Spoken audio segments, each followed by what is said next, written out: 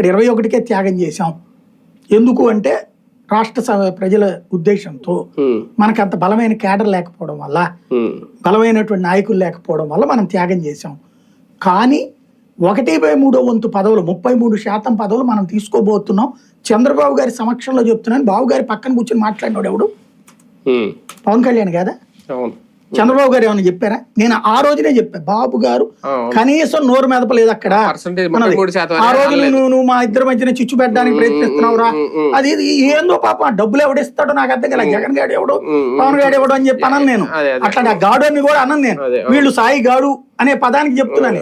ఆ గాడులు గాడిదలు మాట్లాడుకునే పదాలలో ఎవడిస్తాడు, ఎందుకు ఇస్తాడు? తెలుగుదేశం ఇస్తుంది, అందరికి కూడా ఇవ్వదు. అది కూడా వాళ్ళకి 100 మంది సపోర్టర్లు ఉంటే 20 మందికి ఇస్తుంది అంతే.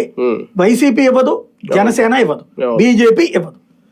మనం చెప్పేది ఎనాలిసిస్, మనం బ్రతికేది మన కష్టార్జితం మీద. మన కష్టార్జితాన్ని ఎవరికో రాసేటప్పుడు ఇప్పుడు ఈయన ప్యాకేజ్ ఇస్తారు అన్నారు, నేను ఒప్పుకోను. డబ్బులు ఇవ్వడు చంద్రబాబు, అంత పిచ్చోడేం కాదు బాబు సంగతి మనకి తెలుసు. కాకపోతే సమస్య ఎక్కడ వస్తున్నదయ్యా అంటే, మాట్లాడేటటువంటి సందర్భంలో ఈ వంతాడు చెప్పింది ఎవరు? పవన్ కళ్యాణ్. ఆయనే చెప్పారు. ఇచ్చారా నామినేటెడ్ పదవుల్లో? ఎమ్మెల్సీలో ఇచ్చారా? నామినేటెడ్ పదవే కదా. ఎమ్మెల్సీలో వంతాడు ఇచ్చారా నీకు? లేదు.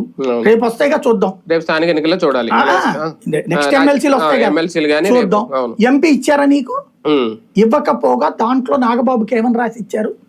మంత్రి పదవిలోకి తీసుకుంటున్నాం చంద్రబాబు గారి లెటర్ రాసి ఇచ్చారు. ఏడాది అయింది, ఏమైంది? రేపు లోకేష్ ముఖ్యమంత్రి అయితే అందులో ఏమైనా పెడతారు? ఇంతవరకు ఎవరికి అలా రాసి ఇవ్వలేదు. మంత్రి పదవి ఇస్తాం రాసి ఇచ్చి అమలు చేయాలి. ఇది రెండవది వచ్చాడు. మూడోది వచ్చేటప్పటికి నీకు ఈయన నోటితో ఈయనే అనౌన్స్ చేశాడు, ఏం రత్నంకి ఫిల్మ్ ఫెడరేషన్. ఇచ్చారా? లేదు.